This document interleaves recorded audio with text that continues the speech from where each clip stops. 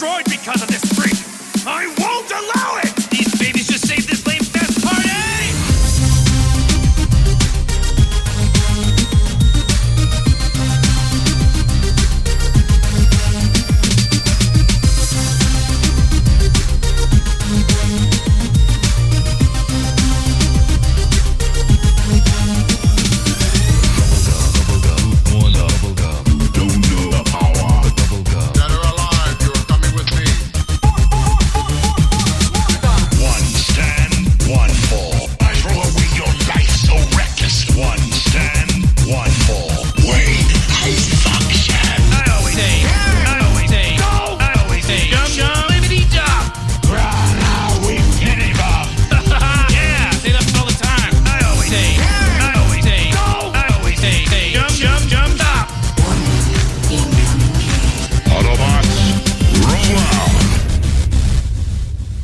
What's going on? You are listening to This Week in Geek, and I'm, of course, Mike, the Birdman Dud, but I'm not alone as we record on a delightful Sunday afternoon / Sunday morning. It's morning, I think.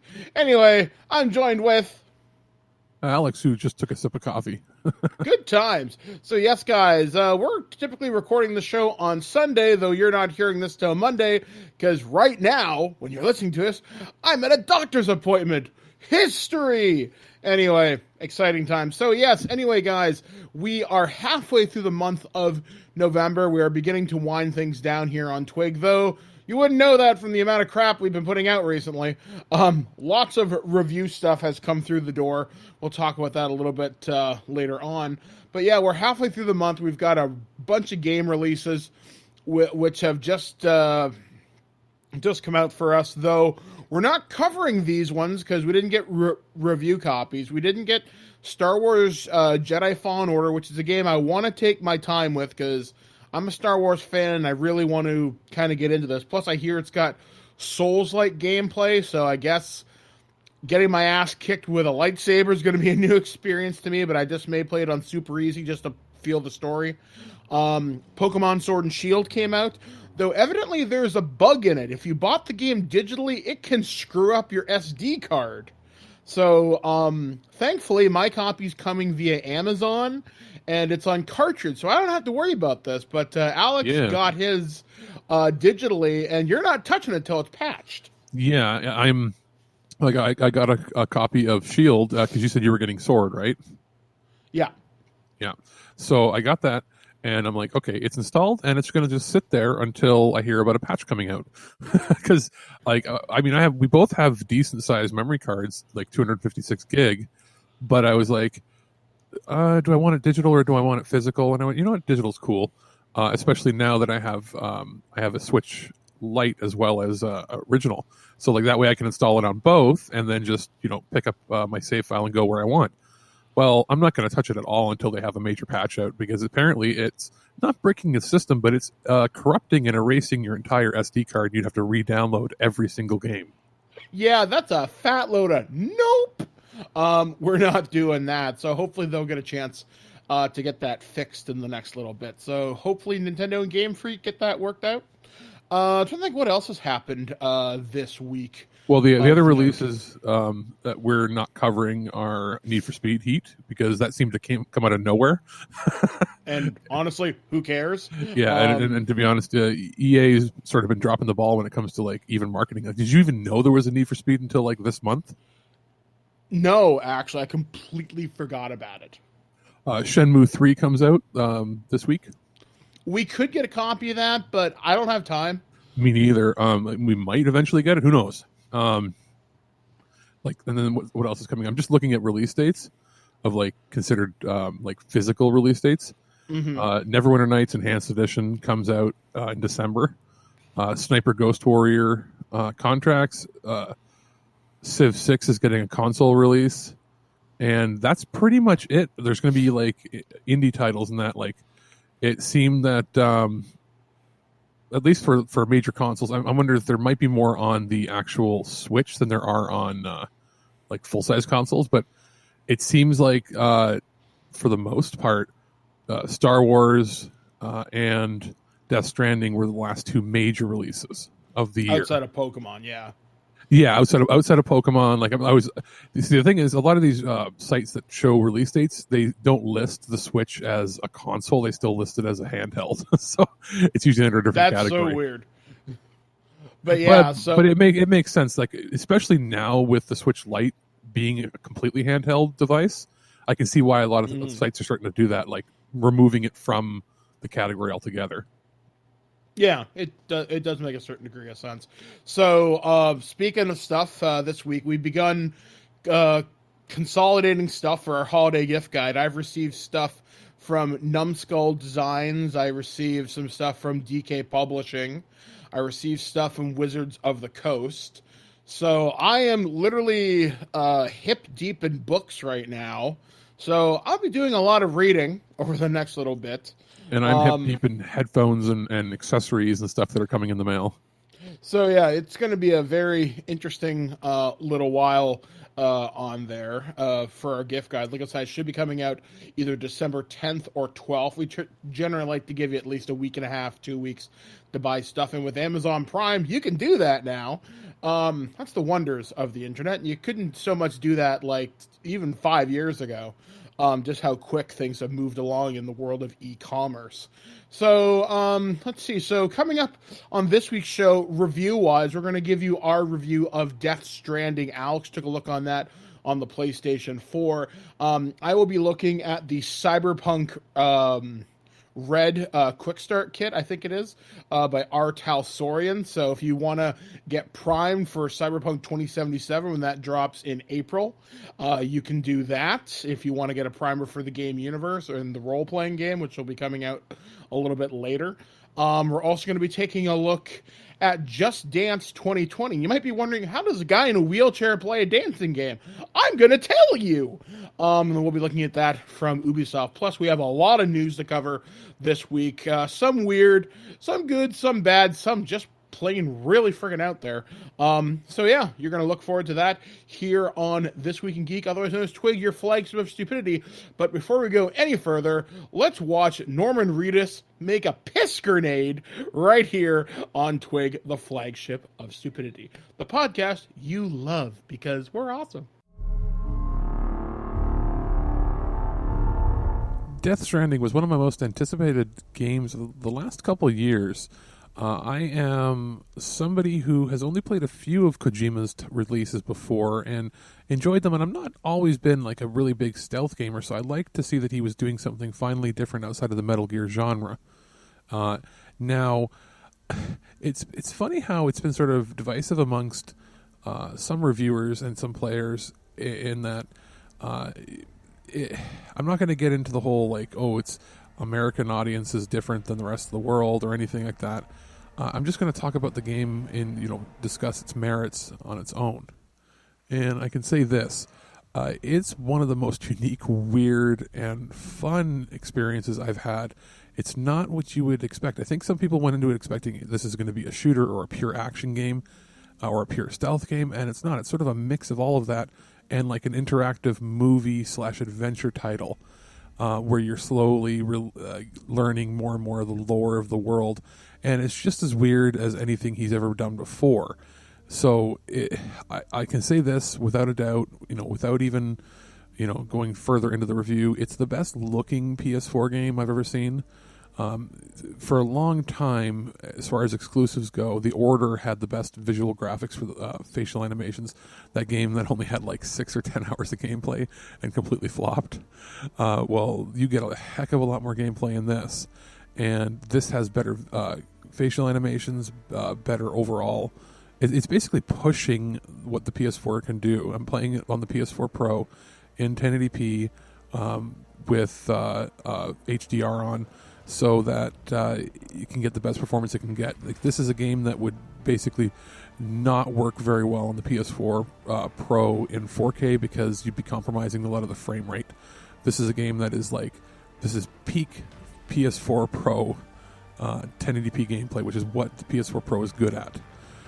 So in playing it, it has a really good visual aesthetic. Like, if I had to describe my only complaint about the game, it's that it's like you're a delivery man, right? So it's like, oh, it's Billy Goat the delivery man, because you're constantly climbing mountains, and then you're also trying to avoid unseen horrors as well as scavengers, and you're picking up packages, delivering them, and then sort of trying to reunite America in this post-apocalyptic weird sci-fi horror landscape.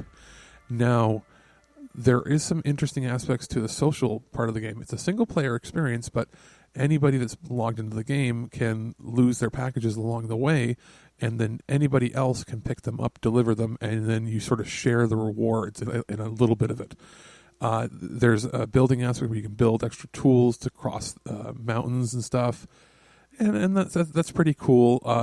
The game has a dynamic music playing mode where when you're walking for long periods of time through large expansive parts of the world, the camera will zoom out and start playing a really mellow music track that's been selected specifically by Kojima. And it's in those moments that I like it. It's very chill, mellow. The closest I can give to an experience like this was playing Don't Nod's Life is Strange, when there's some parts of the game where you can just sit down and listen to music while it sort of gives you dynamic camera angles. It gave me that sort of a feel. As far as the controls go, they control very well, but it's something you have to get used to is you're constantly carrying weight on your back, and you sometimes have to use trigger buttons to balance yourself out. And it has a little bit of a Super Mario World 2 aspect where you're carrying your baby, and if you fall or distress the baby, it can get scared, and you have to quickly balance yourself, calm it down, and move forward. Similar to that. That's the only part that might annoy some people, but it's actually not as bad as you'd think. It actually endears you to the child you're carrying, and it's a very different game. If you're somebody who only likes shooters, as people have said online, it's not going to be for you.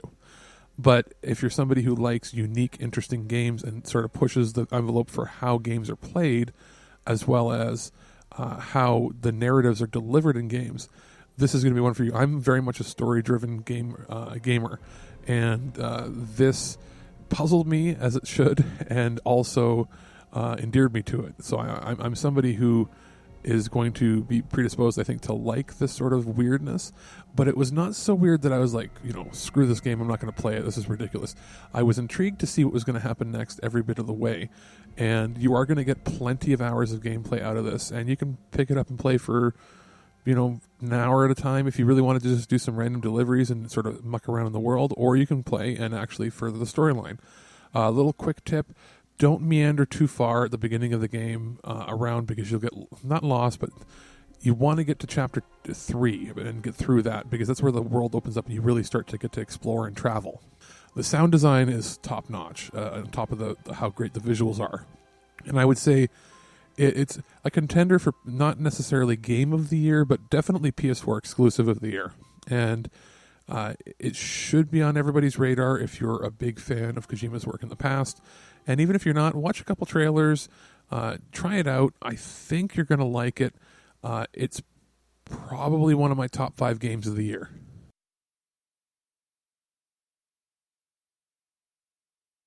News on the march! We are back here on TWIG, otherwise known as the flagship of stupidity. I'm Mike the Birdman Dodd. I'm joined with Alex, the producer. Let's take a look at things that happened around the world this week that we often consider newsworthy, usually stupid, but of interest to you, the listener, because, hey, if you're a nerd, dweeb, or a dork like us, then some of these things might matter as you bicker about them around your coffee table and or water coolers on Monday or Tuesday morning. So one of the first things that I want to talk about this week, this one comes courtesy of The Verge, is Apple TV. It's a service, most certainly is, and to say it's not doing too hot would be a bit of an understatement. However, one of the top television executives in charge of Apple programming has left the company less than 2 weeks after the service's debut.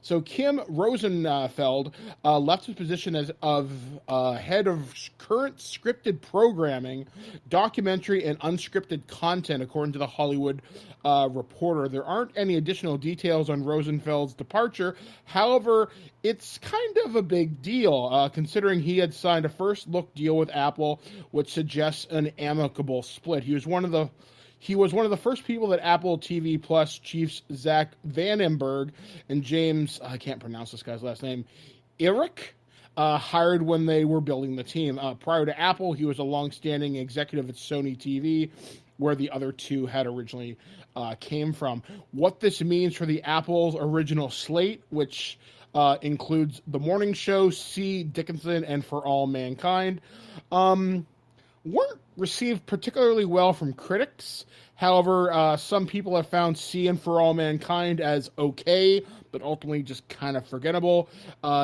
Dickinson has done a little bit better due to its carefreeness, and it is LGBTQ friendly. And The Morning Show, which is Apple TV Plus's most prized series, is underwhelming at best and soured many critics.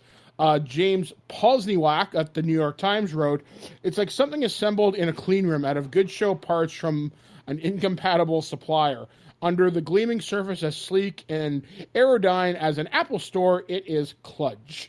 And The Morning Show is one of the worst critically received shows so far.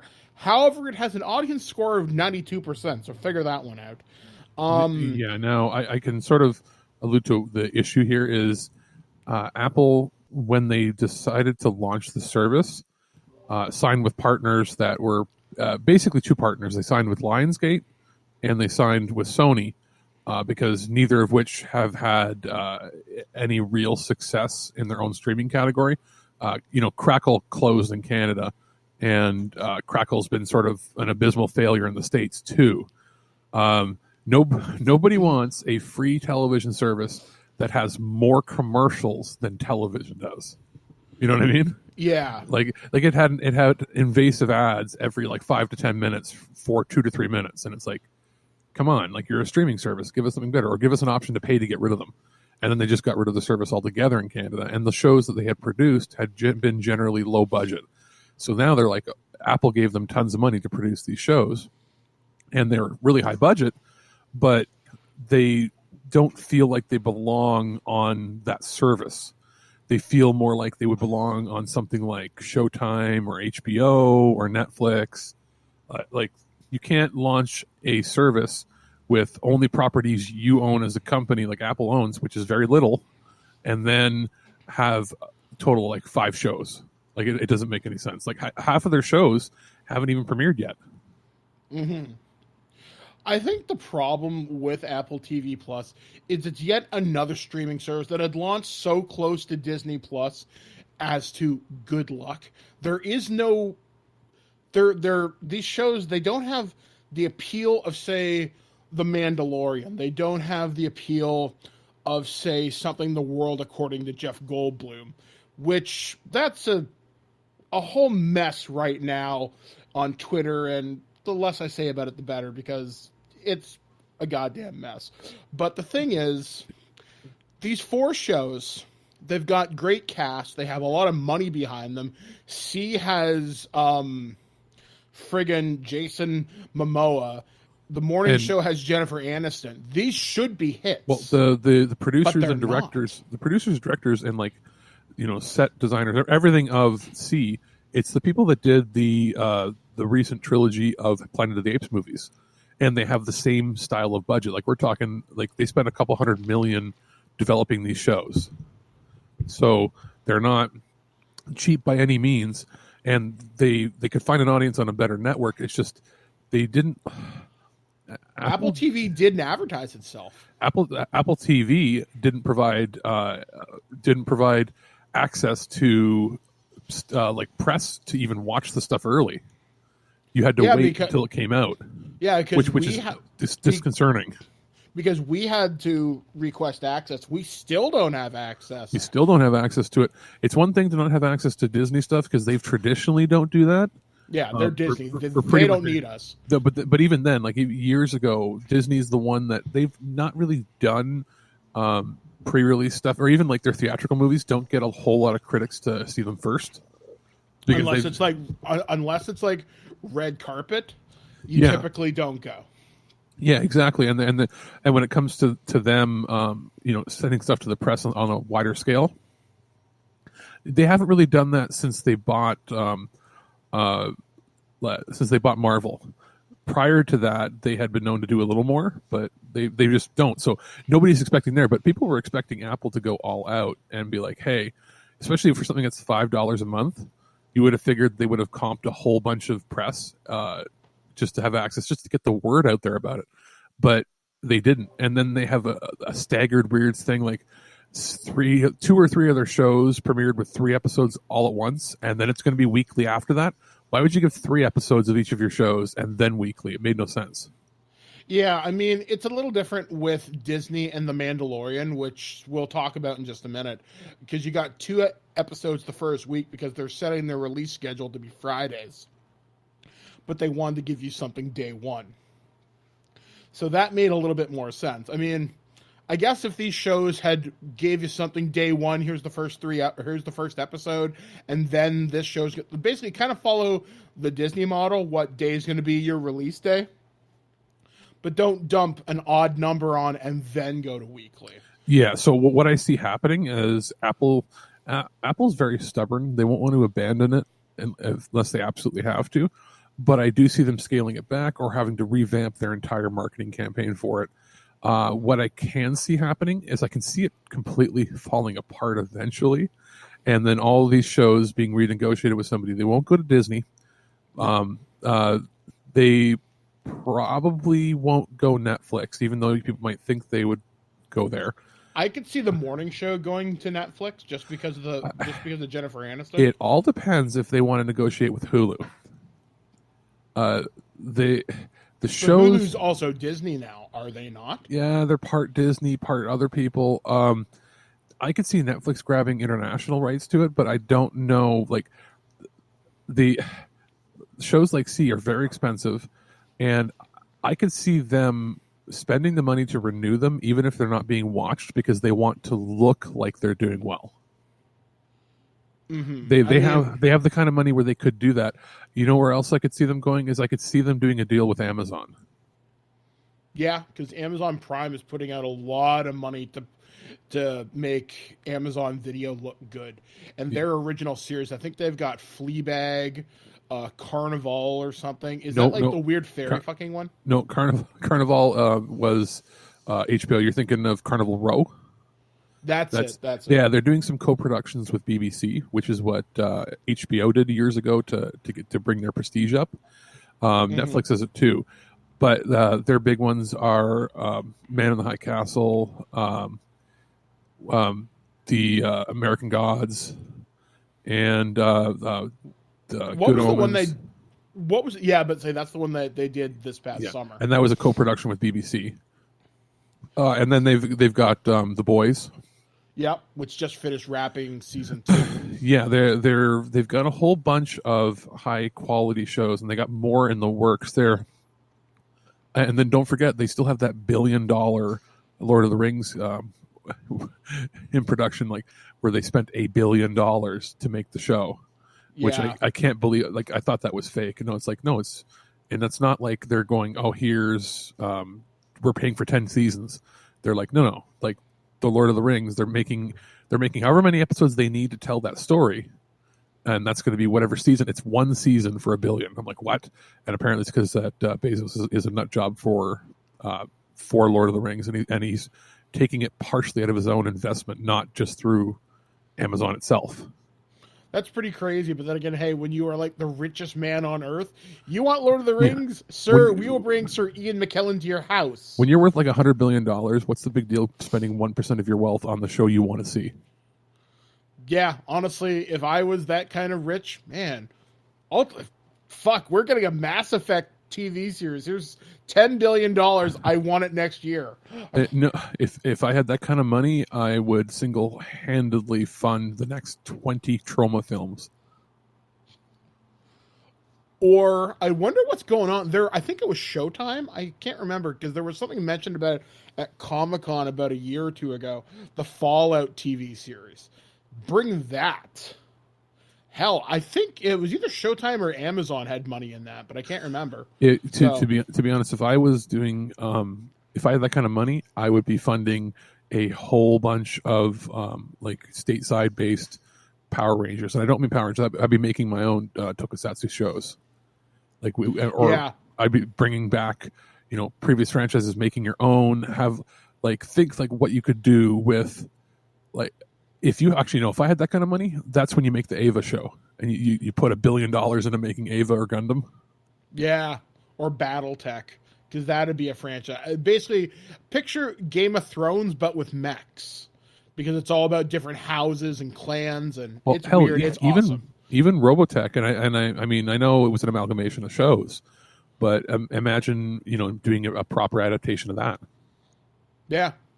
So I guess we'll see what happens with that. So moving on to our next story, and we kind of briefly touched upon it already. So Disney Plus hit this week, and with some technical hiccups, but Disney hits 10 million subscribers day one. And people had thought they'd reach that within a year. No, they did that in the first day. So according to the Associated Press and the Seattle Times, Undying, Disney Plus says it hit more than 10 million signups on its first day of launch, far exceeding expectations. Disney invested billions in the streaming service, which costs $7 a month or $70 a year after a 7-day free trial. However, if you live in the United States, some Verizon wireless and home internet plans got this for a year free. So that's pretty nuts. When they say 10 million subscribers, what they really should do is explain how many of them are paid. Yeah, because one of our friends from Nerd to the Third Power, Dr. Gonzo, Billy, and I were talking. He's like, "Oh, I get a year free with my cell phone plan. Guess I can't say no." And I'm like, "Well, yeah. I mean, if you like Star Wars, you got The Mandalorian." So it depends if this is a deal where they comped the company as part of a deal or they're not getting full price for it. One thing, if it's something that's worked into your plans as part of your fees, whatever. I have a feeling it's probably 5 million paid, and then 5 million are comped around the world for different cable packages. I probably wouldn't go that high. I'd probably go around 7 million paid, probably 3 million comped. Well, think about this. In the States, how many households are there? Like 50 to 60 million? Million or something? Those are people. I'm talking households. Households, I don't know. So couldn't even guess. There's definitely several million subscribers to that cable service or that phone service. So I'm willing to bet there's even more people subscribed than that. They just haven't activated their accounts yet. Yeah, because they probably don't know about it. Yeah, don't be surprised if in the next month they're like, "Oh, we doubled to 20 million." They're probably not going to hit Netflix's 50 to 100 million within a year. Because to be honest, there's a lot of good content on there, but there's not going to be the wealth of content that you have on Netflix because of a 12 licensing deals. Well, none of that. It's Netflix as far as a subscription service is what 10 to 15 years deep now, nearly. Yeah. Yes. So, but it kind of puts things into perspective when it's like Apple didn't announce any numbers at all. Well, because they got totally shafted. And no, they didn't announce any numbers. And like WWE, probably the last, I would say, global streaming service to launch, which is about 5 years old now. Yeah, 2014. Yeah, they stopped announcing numbers when they hit 1.9 million. Yeah, that took them 4 years, and then they went down. And you may not think it's the same, but they are a global company and they launched everywhere, and with the exception of Canada, where I think you still technically can't get the app because of the Rogers cable deal, but you can still subscribe anyway. But yeah, like they can barely get 2 million. Hulu has had numbers dwindling over years, but like they did more in 1 week than any streaming service ever has. Yeah, I mean, it's impressive. And there are some differences, which is weird. Alex actually found this out because CBC and CTV didn't even catch this. There is a regional difference between Disney Plus Canada and Disney Plus US, and it comes down to licensing agreements.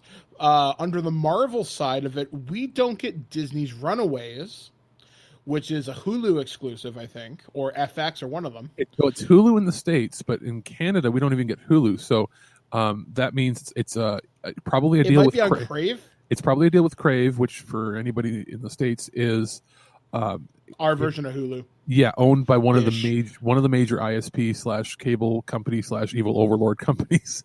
We had two of them. We had Show Me and that's the one that survived. So for a lot of us, when you have a cable package or an internet package, you get that for free or get it for $5 a month regularly. What, 7 or 10?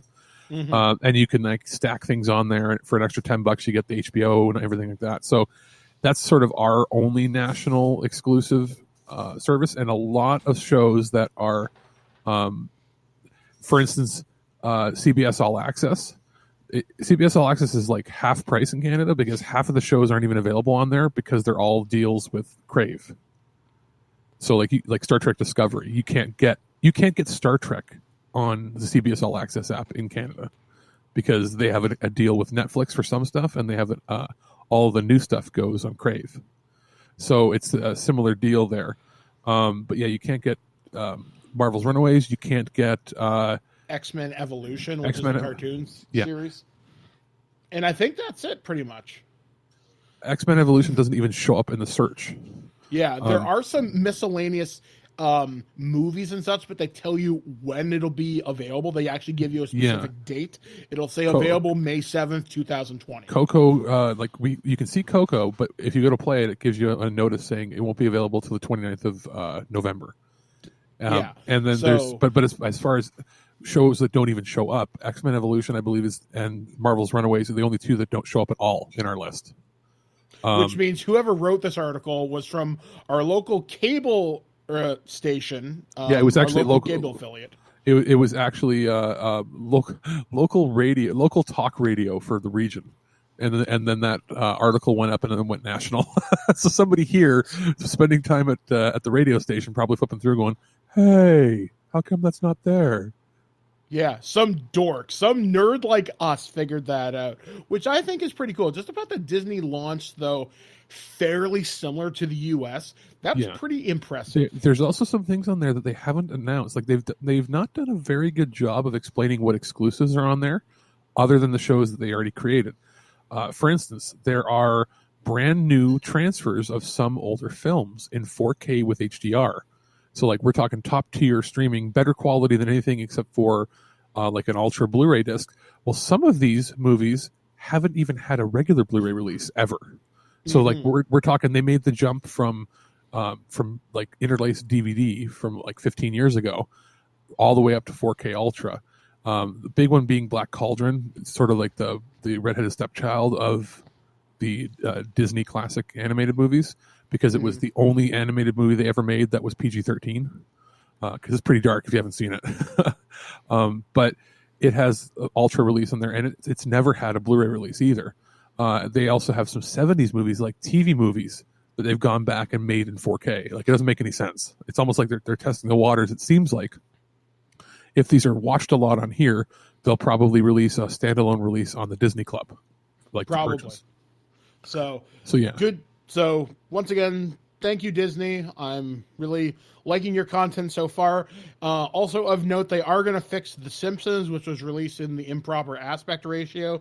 They're predicting early 2020. My guess is it'll be fixed by like February, because right now it's not right. I've watched one episode. I didn't know it was any different. Oh, dude, it's not only cropped from top and bottom, like they zoomed in, but it makes it impossible to see some gags. Like if stuff's happening on the left or the right or below or above, you can't even see the visual gag happening.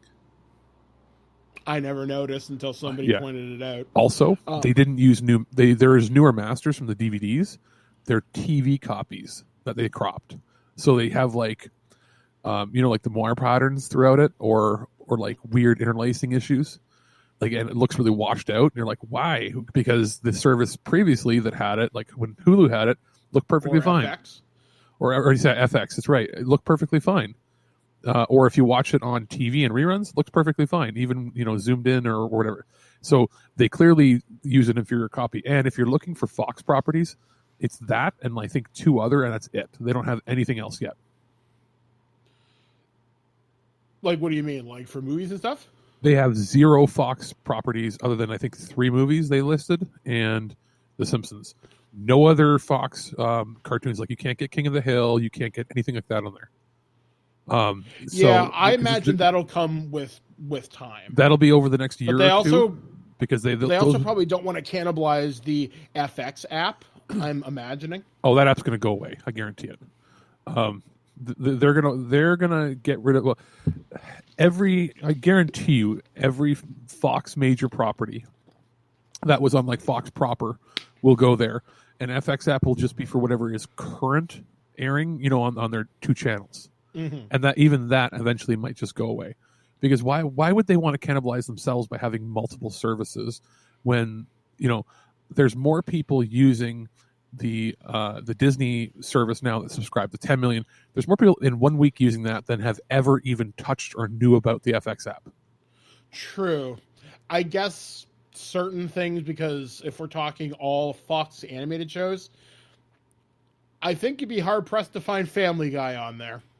And I think this was I know there was an interview earlier this year asking whether we'd see stuff that was produced under Fox come to Disney Plus, such as Family Guy, American Dad, etc., etc. I know they did talk about it, but I can't recall the interview off the top of my head. Keeping with Netflix news and streaming service news, this is really heavy on this particular side this week. Evidently, Netflix has licensed another deal to produce an exclusive movie. And this one comes from Paramount. They're going to make, finally, Beverly Hills Cop with Eddie Murphy and Jerry Bruckheimer. And it's a one-time deal with an option for a sequel. And does not surprise me.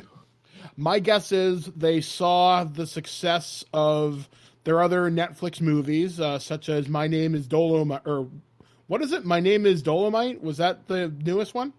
And The Irishman comes out really soon if it hasn't already. El Camino did really well. You also have the Michael Bay movie with Ryan Reynolds coming out soon, which I can't remember the name of, but it's basically Six Underground, I think something like that. Yeah. But yeah, so this is the third deal between Paramount and Netflix. The first one was Cloverfield, The God Particle, which was launched as a surprise Super Bowl spot and was released just after the game. Then they got the offshore rights for Alex Garland's Annihilation with Natalie Portman 17 days after its U.S. release. And then finally they got Shaft, which was released in foreign market, which we got it theatrically, but in foreign markets it was released on Netflix. Which is why people were wondering why that movie did so poorly at the box office. It had a limited release here, was here for like 2 weeks. But remember, the rest of the world outside of Canada and the States didn't even get it in theaters. So that is a movie we reviewed actually last week, and it's pretty damn good. It's just, I feel like this is going to be shaking up how the box office and how people treat things in the future, especially when they've been spending hundreds of millions on making these theatrical quality movies. In fact, some of them, like The Irishman, are going to be better quality than they could have gotten in theaters, because now, instead of being a 2-hour and 20-minute movie, they can make them 3.5 hours if the story dictates it, and they don't have to worry. Well, yeah, because they don't have to worry about how many times this can fit into a theater per day, which I didn't even realize was a thing. But that often gets taken into consideration when a movie gets edited. They're like, how many times can this show per day? And they typically want 3 times. But for a movie like, say, The Irishman, which is 3.5 hours, you're not going to get more than 2 showings a day, and that's if you're lucky. And that's why Disney movies have traditionally always been between an hour and 27 minutes before they hit the credits to an hour and 35. And that is so on a Saturday and Sunday, which are the most busy days for kids' movies, you can have a 10 o'clock showing, a noon, a 3 o'clock, a 5 o'clock, a 7 o'clock, and a 9 o'clock. Because you want to maximize that money. Yeah, whereas, let's be real, some of those Disney releases could have, for their stories, even been about 10, 15 minutes longer. But you add 10 minutes to each of those films, that's 1 movie per day you cut out of being able to show. Mm-hmm. And that's more and more lost. But yeah, I mean, ultimately, I'm excited to see what this could become. Especially, like you said, Netflix is putting in some serious money into this. They're not producing crap. I mean, My Name is Dolomite is doing really well. It's being received really well critically. a lot of people are saying Eddie Murphy's really, really into it, and he hasn't been like that for a number of years. Because after Pluto Nash, let's admit it, he kind of went away for a long time. Dolomite is my name. Dolomite is my name. Sorry. Yeah, I know, because it was bugging me too. Because I'm like, what was it called again? It's from a famous line from the movie. Yeah, but yeah, so him coming back to Axel Foley after so long, after the 1993 sequel, I think it was. This is good, and it's been a long time coming. And we've had two big sequels this year. We had Terminator Dark Fate, which, okay. And we also had Zombieland Double Tap. So, which is playing right now, but do you know anybody that's seen it? Maybe 5 people. That's the thing. And like, I think the interest in zombie movies has waned. Like if this movie had come out 2 years ago, maybe. I think the thing with Zombieland is it took 10 years. If it had been released 5 years after it, maybe at the height of The Walking Dead, it would have did fine. Like it came out right when zombie fever hit initially. Yeah. And I feel, well, also like we've had one or two zombie comedy movies every single year since it came out in Shaun of the Dead. Like, you know what I mean? You know what I mean? Like it's, we only ever had those two films, it would have been fresh still. Yeah, I mean, this year we had The Dead Don't Die, which came out in June, which nobody saw. I did. Yeah, you're one of the only people I know that saw it in theater. It's because my local theater had it, and I had a group on, so I took my dad, and we were like, "This is okay. It's weird, but like, I couldn't turn it down because of Bill Murray." I wanted to see it because Tilda Swinton with a sword. Yeah, she plays an alien, by the way. Yeah, she gets taken away at the end. I'm like, all right. She doesn't get taken away. She just goes home. Like, and like they do things like they're sitting in their car at the end, and they're like, "So what do we do now?" And then he's like, "Well, the script says we're supposed to die." Really? Oh, what a bummer. Like it's like very meta in the movie. They're like, "Okay, well, what do we do?" Well, I think we should go out shooting. Okay, and they just go do that. Like it's like what? And then she gets abducted by or taken away on her alien saucer ship, and then the movie ends, and like. It's worth a watch, but it's strange. Like it ends on such a really weird note, so to speak. Like the whole movie, everybody knows they're in a movie, but they have to act it out because the script tells them they have to. That's weird. Yeah, I'm probably going to get around to watching that before the end of the year because obviously I didn't see a lot of movies in theaters this year. And I haven't really since my amputation, just because getting to the movies is such a pain in the ass. But it's probably going to be something I'll check out. I'll probably rent it on like VOD or something. So yeah, there we have that. So hopefully Axel Foley is good and we get good movies. Next story. This one is exciting. There isn't a whole lot to it just beyond the headline, but I'll read into it. So a report coming from IGN and a few other places, it's saying a new Mass Effect game is in very early development at BioWare Edmonton. They're very clear to say Edmonton on purpose. Yes, and it's also being headed by longtime series producer Mike Gamble. If it is true, the project is in really good hands. If he has Casey Hudson come on board, another Mass Effect guy, that would be good. But I would trust Mike Gamble. I think Mike Gamble, he came in very late on Andromeda, which he's the guy who put it in a shippable state, if I remember right. He's the one that took it from a absolute abysmal mess into making it a game. Because remember, if this had been the first Mass Effect game, people would have been saying, this series has potential. It's that it was so incredibly bad compared to the last three is why people hated it. So he took something that was unplayable and made it playable. Yeah, because I've watched a number of different things on Mass Effect Andromeda over the last year. Like, there's a couple of really good, I'd call them long-form YouTube documentaries on them, on Mass Effect Andromeda and what went wrong. And they kept coming back to the planets and the combat. They really wanted to get the exploration right, but they didn't have the resources. Plus, they outsourced too much, and they couldn't coordinate scheduling. It was a goddamn mess, to say the very least. So right now, BioWare, rumor has it that they're redoing Anthem. They're calling it Anthem Next or Anthem 2.0. They're going to try and bring that franchise back somehow, some way. But I question why, because the game's already on EA Access, which means the game's essentially free. It's dead. Nobody's been streaming it or playing it in like 3 months. I know on Twitch it has less. I think there's less than 100 people playing it. Well, no, there was a speculation. Or was it from Inside Gaming, and that they said that it was 22 people were viewing it, meaning it was probably 1 to 2 people actually streaming it. Yeah, so that game's essentially dead. And the longtime community guy left like last month or the month before last.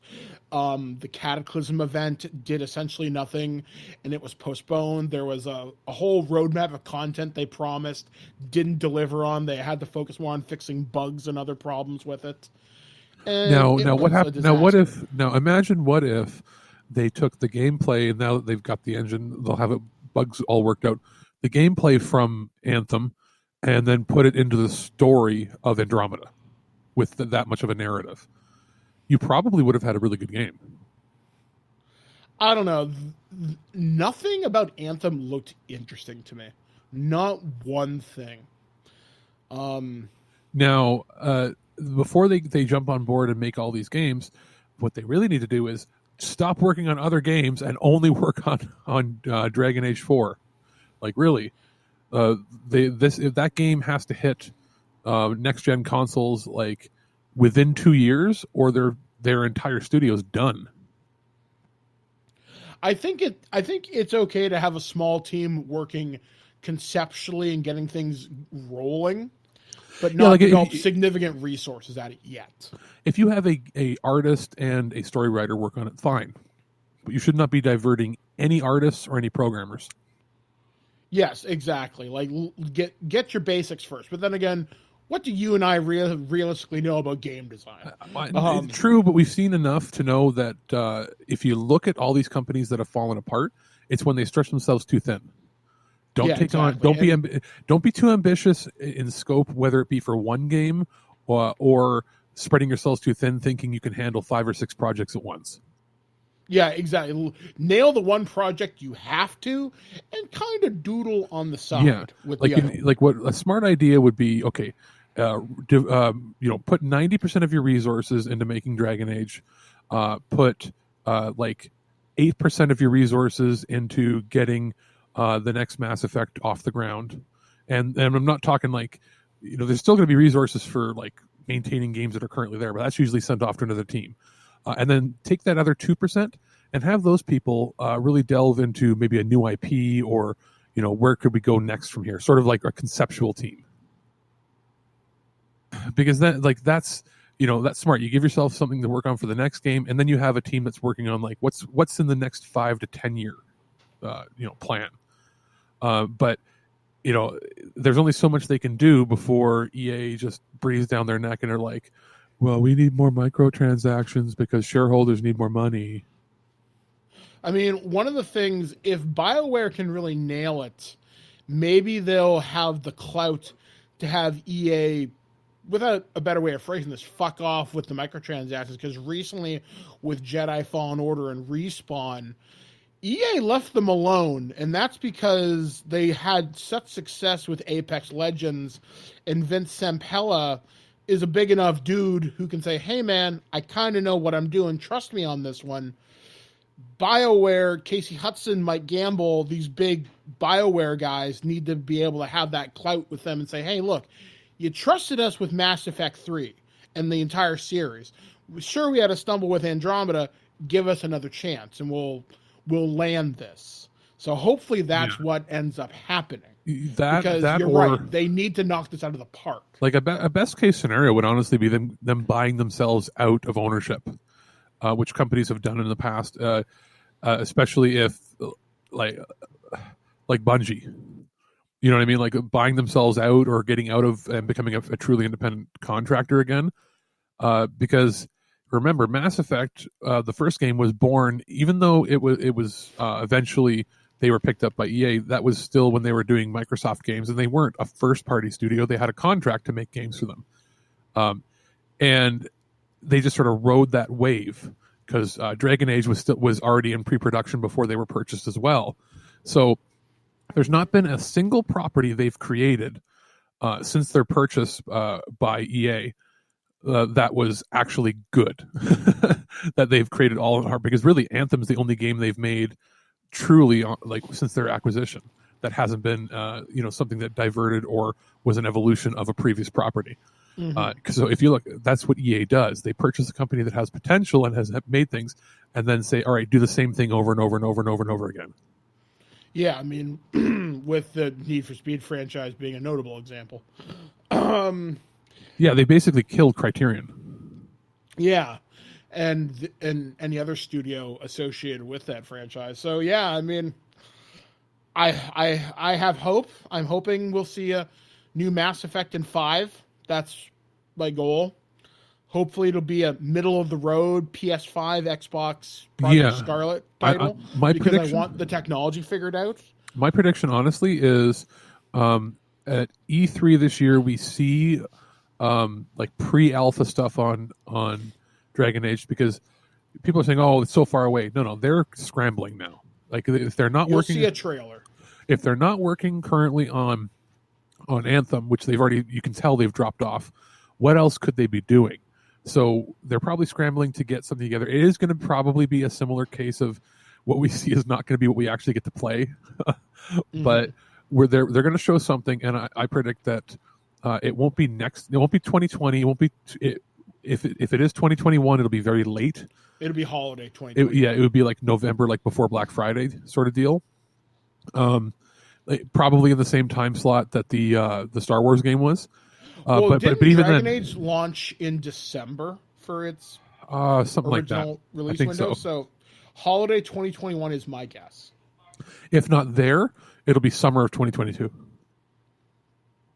Because didn't the Dragon Age 2 launch in like a summer window? I'm going to check right now, but I think so. Or was it March?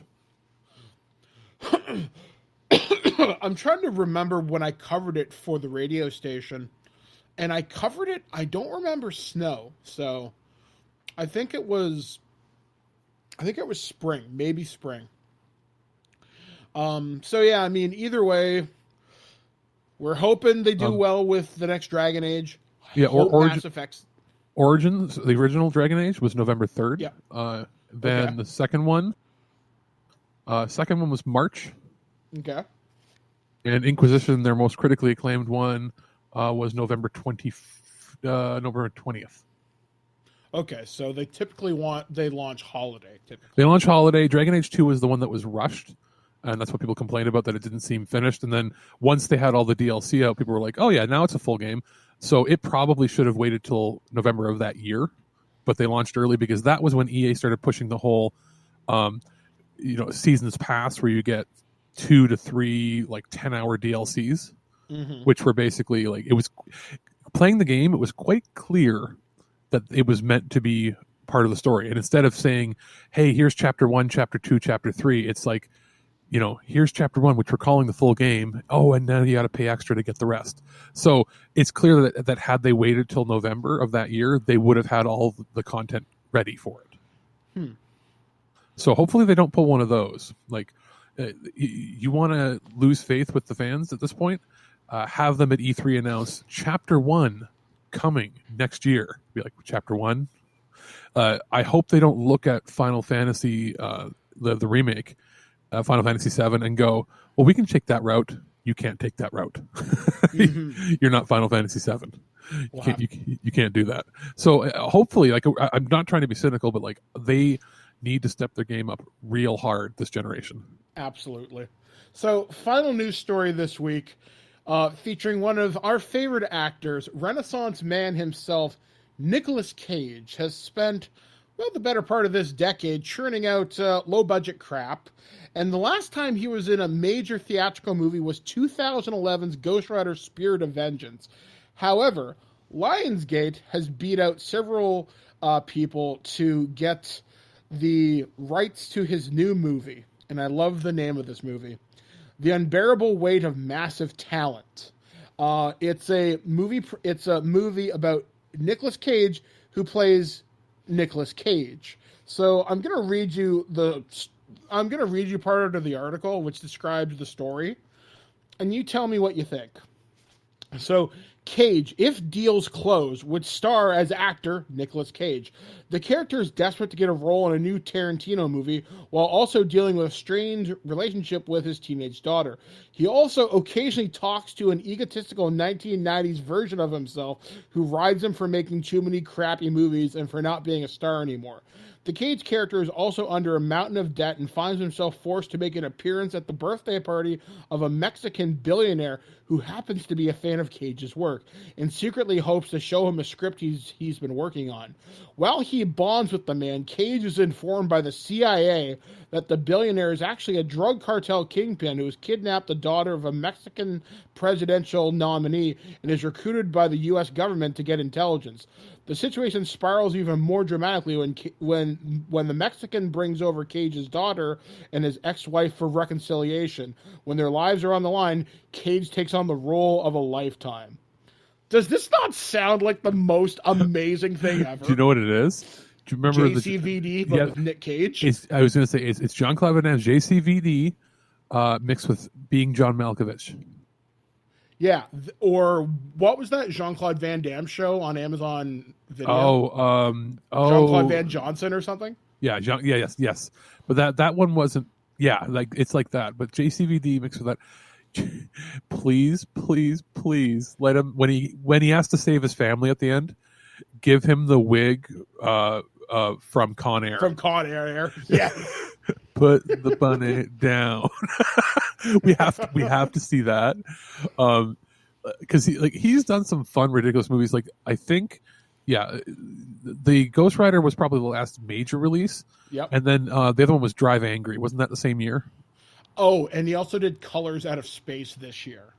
And he did Mandy, and he did was it Mom and Dad or something like that, the one where they all go crazy and try to kill their kids. Mm-hmm. So he's done some like critically acclaimed small pictures, but he hasn't nothing done huge. He hasn't done anything for a major studio release since like 2010, 2011 or so.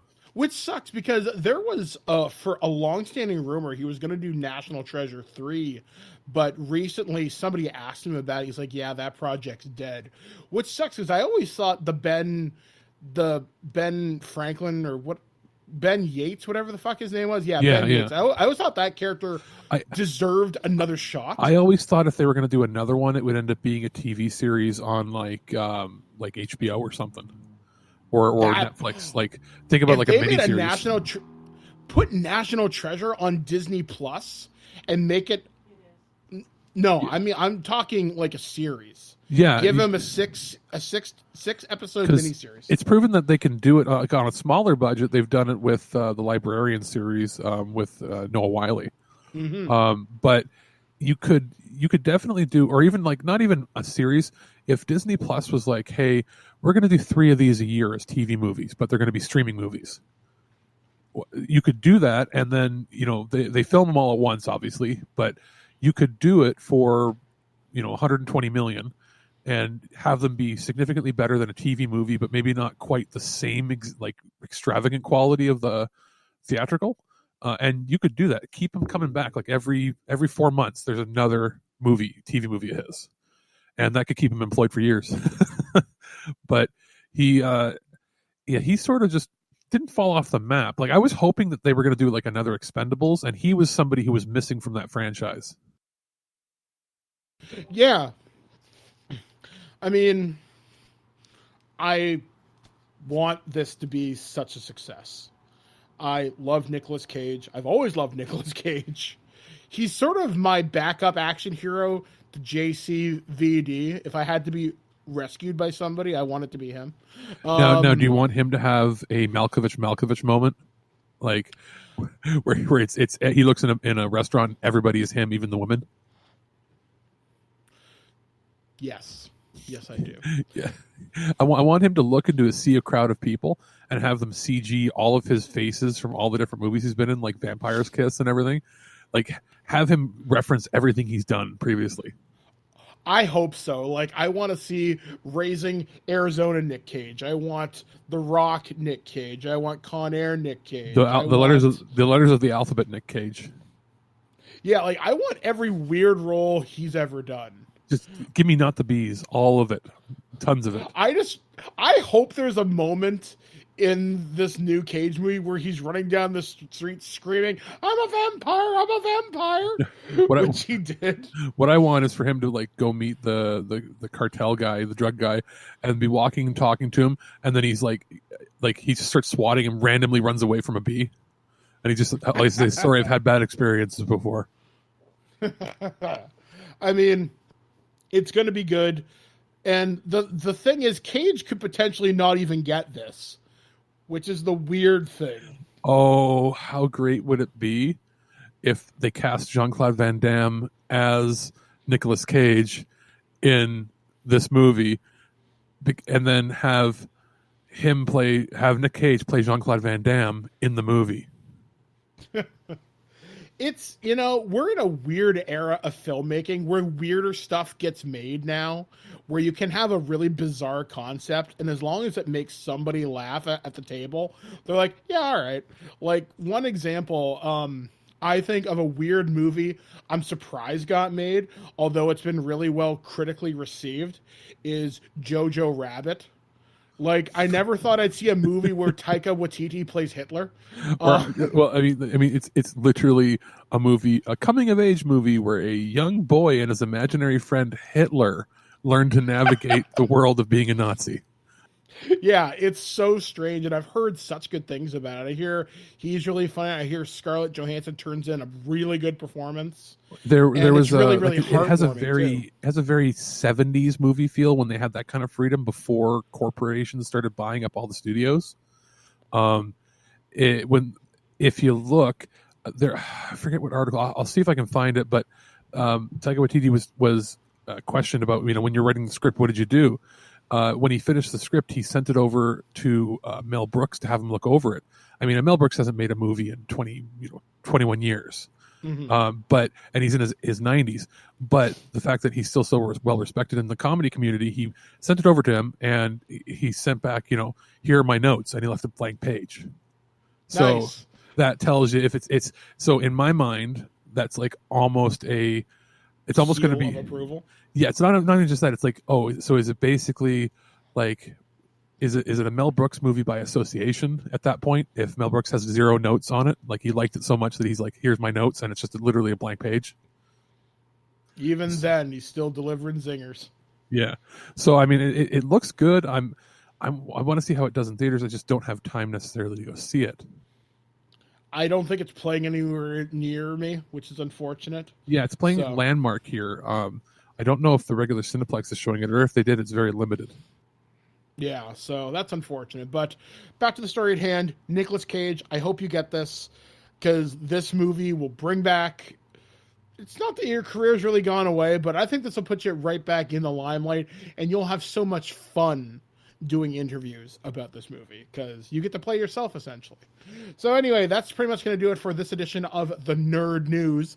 Coming up next is going to be my review, and we're going to take a look at the role-playing game Cyberpunk, which has just got a new box set to kind of tie in the Cyberpunk 2077, which comes out on PS4, Xbox One, PC, and Stadia next April. But if you want to play the role-playing game where the game originally started out, there's a box set for you. So we'll take a look at this, my thoughts on it. I have not played it, but I can give you an overview of the mechanics and see if it's worth it. So we'll be back right after this, right here on TWIG, the flagship of stupidity. All right, solos and netrunners, I've got something exciting for you. From our Talsorian, we are going to be talking about Cyberpunk Red Jumpstart Kit. And this is something I've been looking forward to talking about for quite some time. So as you guys know, next year we are getting Cyberpunk 2077 across all major platforms, and it's going to be probably one of the best games released of this console generation. A hell of a way to go out. But how do we get to Cyberpunk 2077? Well, first off, we have to update the rules from the original Cyberpunk 2020. And that game has been out for, well, it's not unfair to say, it's been out a long-ass time. So Cyberpunk Red attempts to fill that gap, to kind of give you an update to the world such as it has become, sort of the time of the Red, which I'll talk about. So Cyberpunk Red takes place pretty much after the Fourth Corporate War, which they describe as two companies going to war over some oceanic assets, and it ends with a nuke in Night City going off. It destroys the top of this building. Johnny Silverhand is presumed dead. Another major solo character has been seen around some of the cities and suburbs surrounding Night City, and it kind of gives you some cool adventure scenes. So what you get in this, you get a rule book which updates the rules, and it's a lot easier than it has been before. Though reading the rules, it still boils down to skill, stat, D10, and then you'll have difficulty values to set for the different tasks. You'll have like a range chart, which you will have to have in front of you if you want to run combat, basically, because that will help you assign difficulty numbers. But you need D10 and a couple of D6s for damage, and pretty much that. Though in the box set, you do get those. You get dice. You also get little character thingies, like little character cards you can punch out, and stuff for an adventure, which is in the back of the world book, which is really cool. And that adventure is called The Apartment, and some scream sheet stuff, which kind of helps set up the world and whatnot. What I really like about this box set is I like how it makes Cyberpunk a lot easier to understand. When I read Cyberpunk 2020 a while back, I thought it was tremendously math heavy and more complicated than it probably needed to be. And now that we're many years separated from those original rule sets, we're now allowed to look at something in modern role-playing game development. And I like the direction they've definitely taken things. Things seem a lot easier to understand. It's very quick. Gone is Friday Night Firefight, replaced with Thursday Night Throwdown. And I really like how streamlined it is. I haven't had a chance to play this game yet. I just haven't had a chance to get my group together. However, that leads into the next part of this I really enjoy, is the world book. And it provides you a history of the cyberpunk world beginning in the early 1980s all the way to, I want to say, 2040 something, or the present day when the book happens. You might be wondering, well, why is this game called Cyberpunk Red? Well, basically, there was a corporate war, the Fourth Corporate War. Things got bad. We're talking full-scale military conflicts. It got to the point where there was open fighting in the streets. And at one point, a space colony started dropping lunar rocks on the Earth. And eventually, it ends up with a nuke in Night City. One of the corporations becomes nationalized by the U.S. government, such as it is. And things are basically a giant flippin' mess in the world of Cyberpunk. And it's neat how it goes around the world. It talks about the Pacifica Confederation, I think it's called. It talks about the Middle East, the Euro Theater, and gives you just enough information to make this world seem lived in and seemed interesting. And one of the things I did like about it is it talks about how even the food of the future is called kibble. And you can make a living raising chickens, micro pigs, and although cows are rare, which is kind of weird, but it really is a different flavor of Cyberpunk if you're used to running Catalyst Game Labs Shadowrun. This is a little more gritty, a little bit more fast-paced. It's not as funny as Shadowrun, but there is room for dark humor in here. Because I remember one of the old books used to have like a chainsaw arm called the Chain Rip, and it was like ridiculous, but you can still have that here. But anyway, think of this as less Shadowrun and more Johnny Mnemonic, if you remember that Keanu Reeves movie from a million years ago, which still holds up today. But ultimately, I think this is a really good value. You're paying about $30 for this, and it's worth it just for the world book. You don't get a lot of you don't get any really character creation rules in here. You are given some pre-generated characters, and that's more than enough to get you started to when this game fully officially comes out, presumably soon-ish. So I really have to recommend the Cyberpunk Red Jumpstart kit. I cannot wait to run the world and weird back alleys of Night City. I'm really looking forward to it, and I can't wait for Cyberpunk 2077 as well. What makes you qualified to be a reporter? I'm willing to violate anyone's privacy for my personal gain and then claim with a straight face that the public has a right to know. By the hand of Zeus, what manner of deviltry is this? I love fake alien poop day. So we are here to tackle the things that the news won't tell you. We are here to talk about the weird, the strange, the just plain fucked up things that happened on planet Earth this week. And thank you for joining us, because up until now, it's been normal. So now let's talk about fucked up things, and we're going to start things up in Canada, which is where we're from. So anyway, this one actually came courtesy of Global News, and a strange howl in an Ontario forest has people stumped. Nobody knows what this sound is. So 2 videos of a weird howl in a northern Ontario forest has gone viral. I've seen this on Reddit, Global, and a few other different places. But Gino Meeks, a 39-year-old who lives in Sioux Lookout, was out hunting grouse with his wife and grandson on October 3rd when he heard the sound. And he says, we walked down the trail for maybe 10 to 15 minutes. We walked down, then we turned around. We were walking back to our vehicle, and about 500 meters from our vehicle, that's when we started hearing the screaming. I thought it was a moose. It was the first thing that came to my mind because of the rutting season when they mate. I started to think of what this was, and I couldn't figure out what it was. I kind of think it was a wolf, but I don't know. I'd never heard a wolf sound like that before. I've heard many animals like bears, rabbits, and lynx, but I've never heard this. So the video, it's about a minute long, and you can hear just this unearthly screaming. And I've heard like lynx and bobcats can sound pretty human-like, but this thing sounds fucking weird. There's no other way to describe it. It's not like overly prominent, so it's not something very close. It's sort of a lower, like a farther away sound. Like I've tried cranking it, but the closest I've been able to make out is it sounds like the sound that the Thing makes in the John Carpenter movie The Thing, when it's partially transformed and gets discovered. Yeah, like it's just like that, and it's just it's ungodly, whatever this is. And it is clear that it's not something somebody made up. Like it's being captured directly to video, and we're in the day and age now where it's not like people, with everybody being able to use cell phones, it's not like people are taking the time to edit. This is something that was clearly streamed directly to Facebook, or to they live streamed it, and then it was picked up by the news.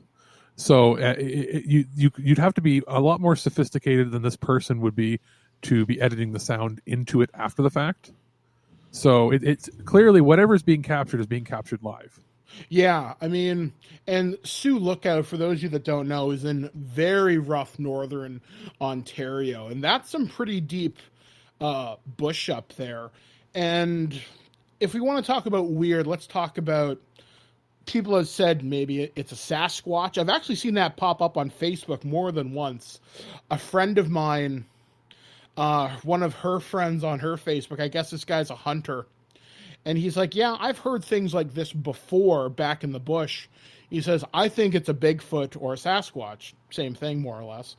And he talks about it very matter-of-factly, and he goes into a little bit more detail in this Facebook thread. He goes, I know enough when I'm asked to leave, like a part of the bush, and that's when you probably shouldn't be around. Whatever this is doesn't want you there. When the guy originally captured the video, he said he guesses this thing is probably about 1 kilometer away. That's about 999 meters too close to me. Yeah, I was going to say it's it does sound from at least half a mile to a mile away. But it's echoing off the valley or the woods that it's in. Like it sounds weird. I wonder, like, if a rational explanation would be, is it a injured bear that has an echo coming off? A bear has a more guttural sound to it. Like a baby bear? Yeah, like I've heard bear myself, And that doesn't sound like a bear. Moose, maybe. Yeah, it doesn't sound like. But it sounds at the dump. It doesn't sound like a dump bear. No, this sounds a little stranger. Like it's got a human quality to it. Moose, caribou, something like that. But yeah, a very sick moose. Maybe if it's like laying down near a cave and it's like echoing. Maybe. I did a little bit of digging last night on Reddit, which is probably the best thing I could have done. And I fell upon the subreddit Skinwalkers. And a skinwalker is a piece of Native American folklore which describes... You're not supposed to talk about it. Yeah, you're not supposed to talk about it. That's part of the lore, too. That these things can take the form of people or animals, but they're not quite right all the time. There are some fascinating stories about skinwalkers, and people have theorized it's that. Another one is a Wendigo, which is another Native American spirit.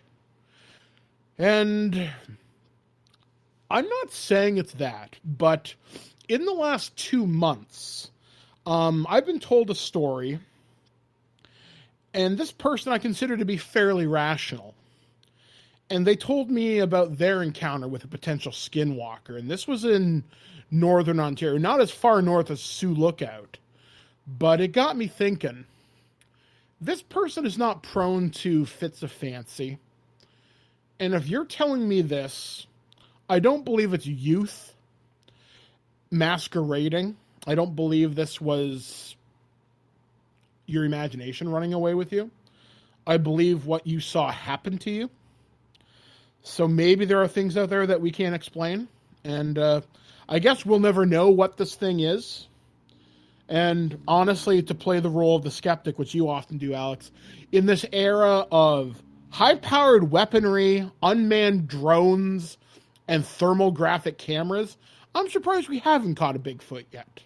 Yeah, and that's my thing. I'm not saying nothing like this doesn't exist. I'm saying that if it did exist, it's probably long gone. It's not necessarily a hoax, but we're at a point now where we can go as a consumer onto Google Maps or any other mapping site and just zoom in on your, not only like from space, you can zoom in on your house and see your car. So you're telling me that with that kind of technology available to consumers and not like the public for free, and we're not talking military satellites, you're telling me that nobody has seen one definitively ever? Yeah. So moving on, excuse me. I'm sorry. There we go. Yeah. Yeah, you got the burping talks. I do. So this one comes courtesy of the Star Tribune. It's a local newspaper, but evidently, if you live in Minnesota, exorcisms are making a 21st century comeback. Oh boy. So, infrequently summoned for decades, Catholic exorcists say they are now being beckoned across Minnesota and the nation as pleas from the faithful to cast out the devil are on the rise. Sometimes they hear voices in their head. They have reactions they don't understand. Fits of rage, sometimes it's a depression they just can't shake, and psychologists can't help. This was said by Andrew Cozens of the Archdiocese of St. Paul and Minneapolis. It's kind of strange. So when I was first appointed as exorcist in 2005, I knew of only a dozen exorcists in the United States, says Reverend Vincent Lampert, exorcist of the Archdiocese of Indianapolis, and one of a handful of American exorcists public about their work. Today, I'd say there are at least 175 and more each year. Do you think maybe, it has something to do with the crazy person that everybody's voted in as their president? And the constant state of paranoia and anger and fear that their country's in with school shootings and mental health crisis? Well, it certainly doesn't help. Yeah, it's certainly not a good contributing factor, that's for sure. One of the things that one of a University of Minnesota Professor Patricia Frazier says, there are treatments for trauma supported by strong scientific evidence, but exorcism is not among them. The Twin Cities Archdiocese is currently working with several dozen people. However, but not everyone who believes they are possessed and requests an exorcism gets one, church leaders say. That's a little crazy just to think that exorcisms are on the rise. Now, one of the other guys, Lampier, says he belongs to a small group of exorcists who regularly speak and even tweet about the issue. Perhaps because of this, he receives 30 to 40 calls a week from all types of peoples, high schoolers to seniors, men and women, bankers to the unemployed, Catholic and not. He's among the exorcists appointed after Pope John Paul II asked every diocese to designate an exorcist to battle the growing threats from the occult and other practices. I've seen eyes rolling to the back of the head, foaming at the mouth, people hissing, people speaking in strange voices, Lambert says. He said one elderly woman picked up a heavy chair and lifted it over her head. That catches your attention, he says. Just scrolling through the article. It's, wow. This one says, the exorcist from the Diocese of Winona, Rochester, said he assisted an exorcism of a young mother who had been consulting with a medium. He believed such experiments opened the door to evil. She screamed and her eyes rolled back white. We've found in the last 10 years an increased need. Again, with the current state of the world, whether you believe in God, the devil, heaven, or hell, the world is certainly not a more wholesome place, and it hasn't been for quite some time. I'm not surprised that more people are requesting exorcisms and spiritual services of that need. I mean, for example, I have a faith, and I'm just remarkably quiet about it. But that being said, as I've stated on this show before, I have seen and experienced some things that I cannot explain. And do I believe in evil and exorcisms? Yes. Do I believe they happen as frequently as needing 175 people? Probably not. No, I think some of it is paranoia, and then it's the what is that? Where like something happens in the public, and then other people get manifestations of it because they see it happening. Mass hysteria? Not just it's an actual disease where, like, if one kid gets ill in like a school, the rest of the kids can get ill based on thinking they're going to be ill. I think I know what you're talking about. Yeah, it's not mass hysteria. Like, mass hysteria is like everybody freaks out at once, like, and it's like it's a one event that's over. It's where people like, and then like you can give them placebos, and if one person gets better, they all get better. Mm-hmm. Like it's like you're willing yourself to be sick unconsciously, and I feel like it's like, oh, you heard that in your town 2 people get exorcised of demons. Well, now everybody has demons because 2 people get exorcised. So I must have demons too. You know what I mean? I mean, to look at this in a more extreme sense, people have often prophesized since at least the 90s anyway, at least to my recollection, that we're in the end of days, we're in the end times. People have said that for hundreds of years. Well, the only reason I say it now is because people have talked about the Antichrist and what he's supposed to be. And you know what? I don't think this is a path I want to go down with this particular conversation. Because I could see this being really divisive. I've seen the Antichrist, and his name is Benny Hinn, and he has a TV show on Sundays. Look him up. That's the Antichrist. That is true. That he is who people in the Bible wrote about to avoid. Yes, Benny Hill. No, Benny Hill. Benny Hinn. Who's Benny Hinn? You don't know who Benny Hinn is? He's the guy that does the faith healing out of Toronto, and he's been doing. And he has his place in the States with a big church. He's I think originally from India, and he's the guy that like taps you and the whole crowd passes out, and he makes people walk and all. He's the worst televangelist in history. Look him up. He is literally the worst person in the world. Oh, good times. Well, at least he doesn't have Kanye West performing at his church this weekend, which evidently is happening with Joel Osteen. So now that you've had your weekly dose of religious talk on this show, let's move on to something a little bit sadder for some. Evidently, Chuck E. Cheese is removing all the animatronics from all its stores. So, according to Chuck E. Cheese, they're redesigning its locations to look more sleek and modern. And one of the biggest changes is the interactive dance floor in favor of a classic band. Also being removed are tokens, which are being replaced with play cards that you can add money to, similar to those at Dave & Buster's. The exteriors of Chuck E. Cheese are also getting a substantial overhaul, changing the logo, color scheme to look a bit more inviting and less terrifying. However, the biggest change is the band. Earlier this year, Chuck E. Cheese began altering their marketing strategy and partnering with DoorDash to deliver 12-person party packs to customers at home. These packages consist of 3 large pizzas, a party cake, party decor, utensils, and plates.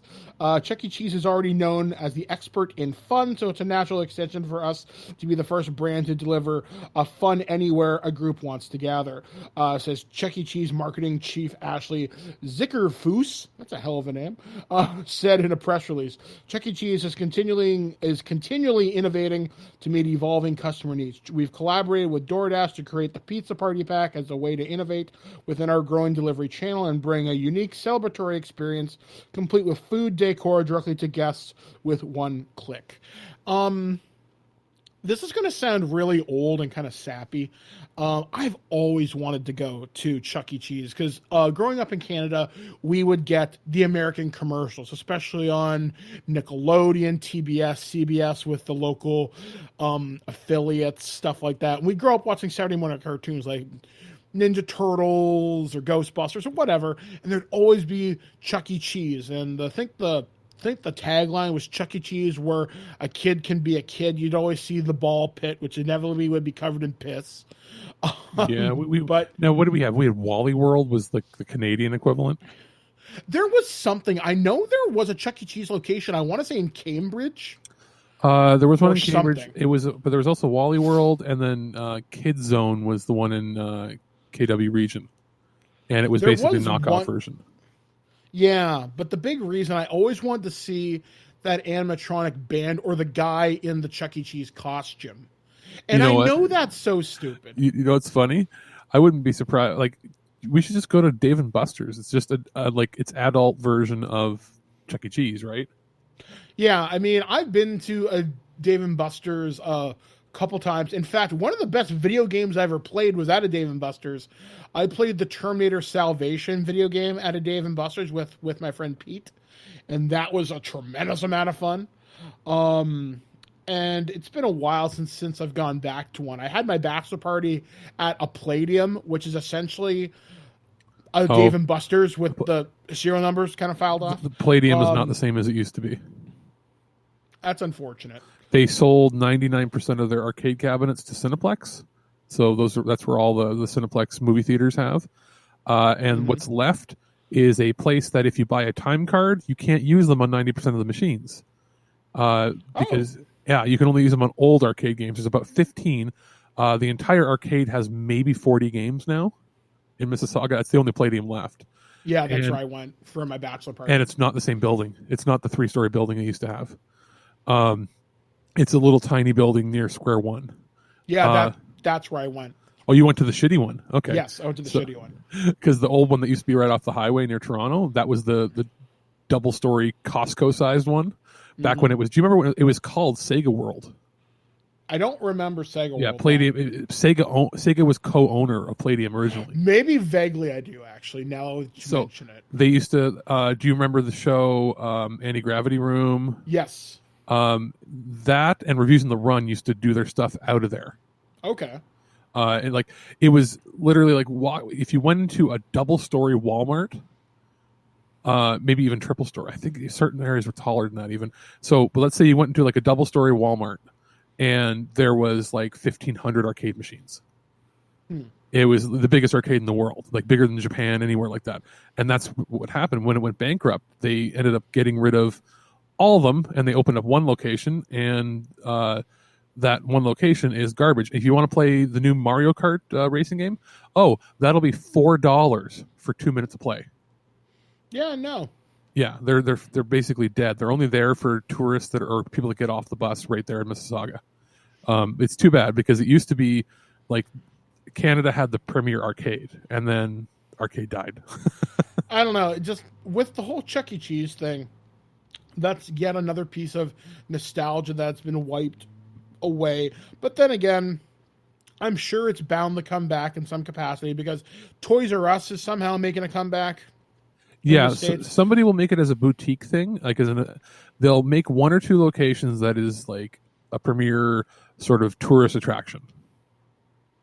Yeah, I mean, like do it in New York or Los Angeles or Las Vegas. Open one up at Canada's Wonderland. Yeah. Because, like, to me, I know it's a reflection of a more innocent time, but I've always wanted that experience, and I've always heard the Chuck E. Cheese pizza is disgusting. I think I still have some tokens. I never actually went there, but friends would trade me tokens for something when I did eventually go to one. So now, did you find out whether or not the Canadian ones are closing? It doesn't say, but I would imagine if one's getting a redesign, they're all going to get the redesign. So yeah, all the animatronics will be taken out. Oh, one little correction before somebody crucifies me. Benny Hinn, not Indian. Dude is originally from Israel, but he is Greek Egyptian, and basically he's a mix of everything and all of it evil. Okay. So there you go. Well then, moving on to my last story. If you remember, I think this was earlier this year because, Jesus Christ, 2019's been a long year. If you remember the feral hogs story that came up earlier this year. God, yeah. Where evidently an AR-15 can be used to take out 20 to 50 feral hogs. Well, in an Italian force, because evidently over in Italy, feral hogs are a much bigger fucking problem. A stash of cocaine worth $22,000 was hidden in an Italian force, and a gang of suspected drug dealers, had their stash destroyed by feral hogs. Police dismantled the smuggling operation in Tuscany after placing a wiretap on members of the gang, which consisted of 3 Albanians and an Italian, the local reported. While listening on the call, officials overheard a person complaining about the damage caused by the hogs. 4 suspects were arrested on drug charges after the bust, which left 2 members in jail and 2 under house arrest, the Italian newspaper Il Tirino reported. The gang came to the attention of the police during an investigation into the killing of a 21-year-old Albanian in May last year, the newspaper reported. The scheme allegedly funneled drugs from a supply channel in Perugia to various provinces, including 2 Italian provinces I can't pronounce. The drug stash was hidden in a forest. And the law enforcement probe, which spanned between September 2018 and March 2019, discovered one of the gang members was allegedly distributing drugs in a nightclub. The suspects treated, blah, blah, blah, blah. It's weird. I can't find more about the feral hogs, which I did find this out. I was watching internet today's coverage of the same story, and it turns out feral hogs over in Europe is a pretty big problem. But if you kill a feral hog in Germany, for example, you have to send it in to go get tested for radiation because of the Chernobyl fallout still. Oh. So, in theory, these cocaine hogs and the radiation hogs could come together and create some super hog. I'm just saying. So, yeah, that's pretty weird. Feral hogs are a problem, and now they're high on cocaine. So, congratulations. I guess this is a problem the U.S. will eventually have to deal with your AR-15. So, if you hear or see any Rob Ford-looking motherfuckers running at you, then you know they're the feral hogs on cocaine. Say you see these coked out hogs coming for you. So anyway, that's what we have to cover this week in the weird news. So coming up here on the show, before we close things out, we're going to hear my review of Just Dance 2020 by Ubisoft, and I'm going to get my sweat on as I dance to Skibby Dibby by Little Big, and that's just one of my favorite songs in this game. God, that song annoys me. I love it. Anyway, we'll be back, guys, right after this. We are taking a look at Just Dance 2020 from Ubisoft on the Xbox One. A review code was provided to us. Well, it's been a while since I've had a chance to play the Just Dance games being in a wheelchair will do that to you. But as always, accessibility is in mind, as you can play this game with your mobile phone. I'm tremendously thankful for that, now that I can just wave my phone around like a fool and presumably watch it go flying across the room. So what you get in the latest edition of Just Dance 2020 is 40 new songs that I've mostly never heard of, mostly because I don't listen to Top 40 radio or the hot hits, but I did find a few bangers in here. Particularly, I'd never heard Old Town Road until this game and danced to it. That was actually a lot of fun. Played co-op with my wife with that one, and that was actually pretty fun. Although, why they put the apocalyptic earworm baby shark into this game, I'll never know. But I could talk about that. But yeah, you get a variety of different genres and themes in here. I was also really happy to see Backstreet's Back by the Backstreet Boys. I love them, and you can never change my mind. I will die for them. But you do get 3 separate kind of modes with this. There's a kids mode, which is more curated modes, or songs rather, for kids. So that's pretty expected, and it does kind of tie into the unlimited service, which I'll talk about in just a minute. There's the Just Dance, which is basically like your quick play. You can unlock extreme versions of songs to make the dances harder.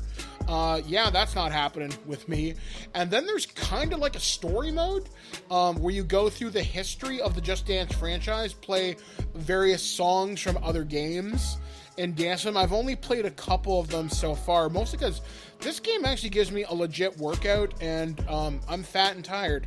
But I still had a pretty good time dancing to Rasputin and Hot and Cold by Katy Perry, and I think it was California Girls was the last track I unlocked, so I haven't gotten very far in it.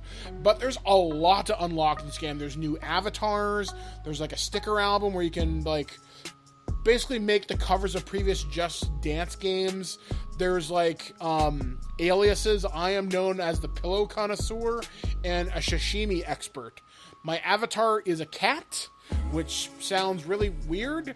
You can unlock skins, and you do this when you earn coins in-game by going to this weird, like, gumball machine, like the ones you'd find at like a Cineplex theater. You put in 100 coins per turn, and then you get something weird and random. And there's like a counter on the side of the machine that started at 300. Now I think mine's down to 260 something, so you can unlock a bunch of things through here though. But it's typical Just Dance. It's still a lot of fun to play with your kids. I know they use these things in healthcare, particularly in old age homes, just because it gets people up and moving, and since you can play it with a mobile device, that does increase how you can play it. You can play this cross-platform, I read. There's also a video gallery. I don't have my Kinect sensor hooked up, so thank God, where you can record yourself playing this, and you can see your friends if they've uploaded stuff. I found one of my old friends who used to work at Ubisoft has uploaded some stuff, so looking real good, Jay. But Just Dance 2020, it's fun, and there is this thing called Just Dance Unlimited, which will cost you $32 a year and grants you access to a ridiculously huge library of previous content that has already been released across the Just Dance games, beginning way back in the mid-2000 somethings, like around when the Wii came out. So if you're into that and you really want a good, fun, active game you can play with your kids, or even if you just want kind of a cool party game, I kind of recommend this. This is a lot of fun, and I'm actually going to be using this for physiotherapy to kind of keep my activity level up as I proceed on my weight loss journey with the surgery over the next few months. So thank you, Ubisoft, for this opportunity. And Just Dance 2020, it'll have you shaking your arms and shaking your ass. And thank you for joining us on this wonderful edition of TWIG, the podcast that has been continuing almost consistently for the last 12 years with a variety of different co-hosts. I do thank each and every one of you who contributes to the show. I thank Alex for being a wonderful producer week in and week out. We've been discussing over the past week or so just how busy we've been over the last year, and just how much success me and Alex have found working with each other, contacting different companies, working with different outlets, working with Steve Megatron over at Geekcast Radio, as we've recorded a few Altered Geeks with him over the last couple of weeks. And even the one-offs with like when we'd have David come back, and or when we would do like Cambridge and that, there's a lot that we want to cram in, and it's surprising how much it takes up of your time to get, 1 to 1.5 hours of a podcast per week is not just sitting recording it. It doubles the time when you actually edit it, and then you think about the time it takes to gather it all together, planning it out.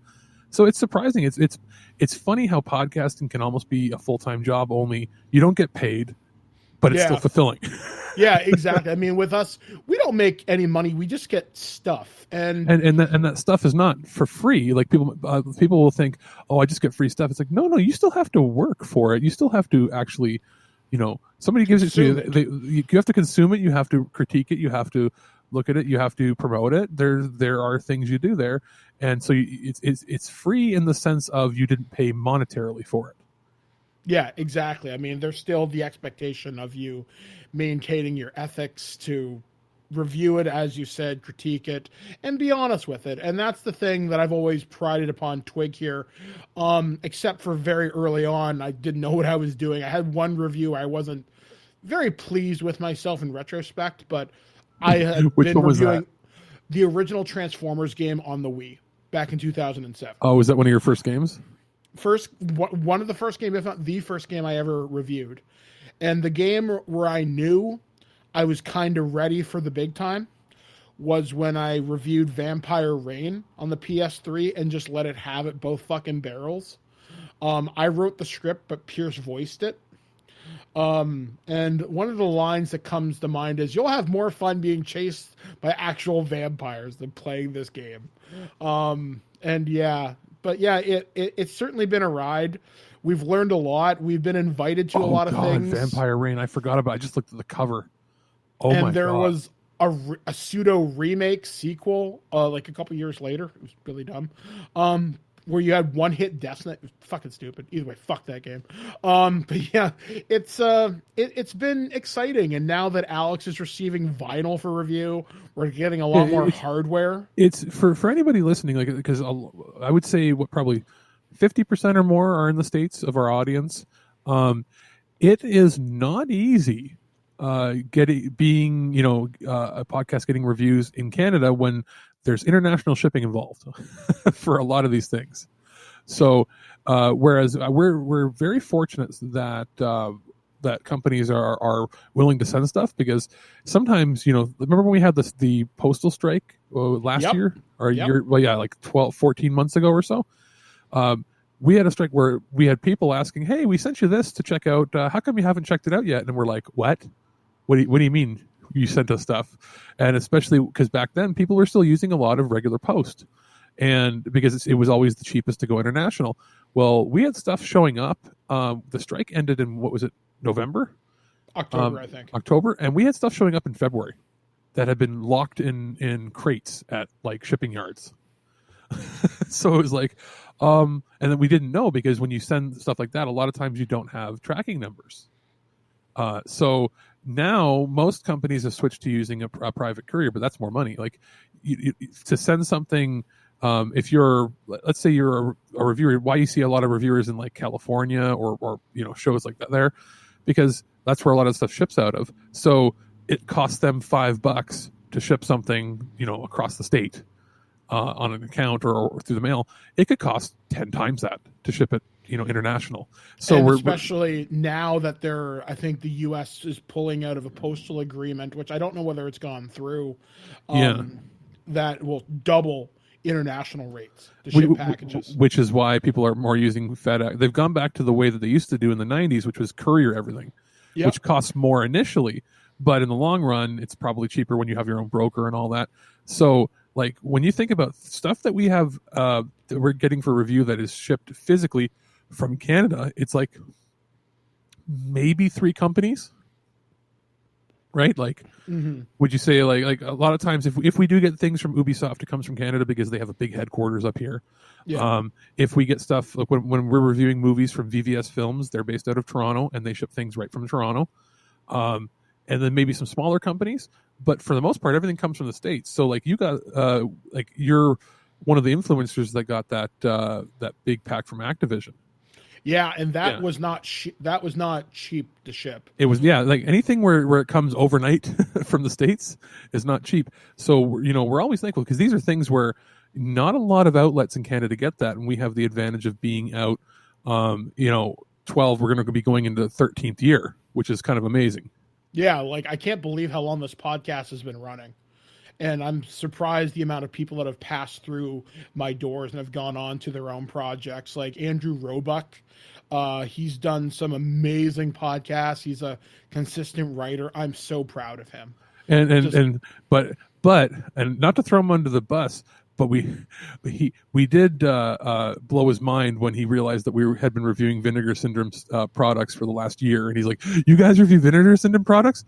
Yes. For the last year. You should be listening to us again, buddy.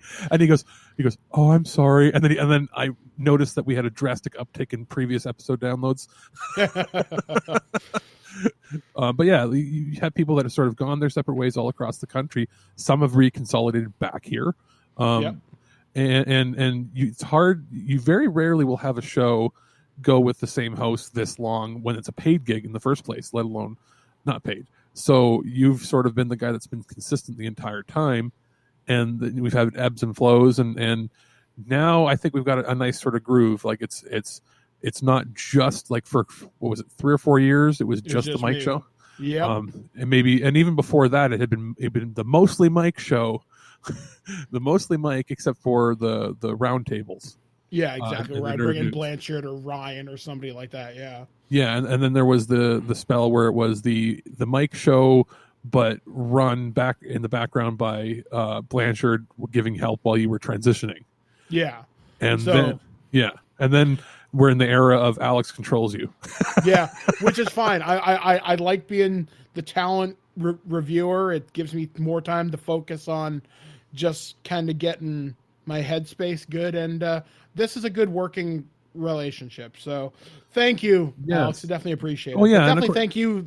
But thank you to the listener. Absolutely, who stuck with us for this long. And things, your audience grows, your audience shrinks, your audience grows, your audience shrinks. That's how these sorts of things work. The idea is to always be consistent, and then hopefully in the future, grow yourself up to be a respectable level. And I'd say we are, because not very many people make it to 10 years, let alone 12 to 13. And we've talked in the past about, wanting to do some changes to the site, and that those sorts of things come in time, because you can't just instantly change something. I've seen people, where they've changed their website, very frequently. And that's sort of how TWIG was at the beginning. Remember, you had a few designs every year, every other year when you were growing. Well, we're at a point now where when you have 1,300 episodes of content, you don't want to change too much too quickly, or you end up breaking everything. Exactly. So, the idea, I think, for this coming year will be a website redesign or refresh. Yeah, because hopefully I'll be coming into some money and I can afford to pay Steve Megatron to do it. We want to make it so that it's like the site's good as is. We want it to make it like super mobile friendly, super easy to read. At the same time, staying back to our core roots, and maybe do a refresh on some of our avatars and stuff, because the banners that we have currently and on the TWIG, like Twitter and everything, the banners are more representative of when it was just the Birdman period of what was that, 2010 to 2014, 2015? More or less, yeah. Yeah, I'd say so. Yes, indeed. And you do want to get Handsome Tom back on again, right? You've been playing with him now more often, right? I played with him once on the new COD, so yeah. So anyway, we've kind of rambled on long enough. We have. Lunchtime is almost here. So anyway, guys, hopefully we will be continuing to bring you content for many more years to come. So until next time, we have been Alex. I've been Mike the Birdman Dodshead. Live free or die hard. And as my friend Jackie Bam Bam might say, be cool, be kind, be careful. We'll catch you next time right here on ThisWeekInGeek.net. Well, that's our show. All right, here's the deal. Every time you watch my show, I will send you $40. Checks will not be honored. You've been listening to This Week in Geek, your source for guaranteed nonsense or your money back. Tune in next week for more info on the most important things you didn't need to know. Check out our website at ThisWeekInGeek.net and subscribe to our podcast through iTunes or any podcatcher. If you'd like to comment on this episode, head over to this episode's post at ThisWeekInGeek.net and leave a comment through Facebook Connect. Follow us on Twitter at ThisWeekInGeek.net and follow our Instagram at twig_official_podcast. Social media not your thing? Send us an email at feedback@thisweekingeek.net. We'll see you next time, and remember, Lower your shields and surrender your listenership. Just when you think this show is terrible, something wonderful happens. What? It ends. I have to go. Somewhere there is a crime happening. Take it! Take it! Take it! Take it! Take the fresh breath of the spirit!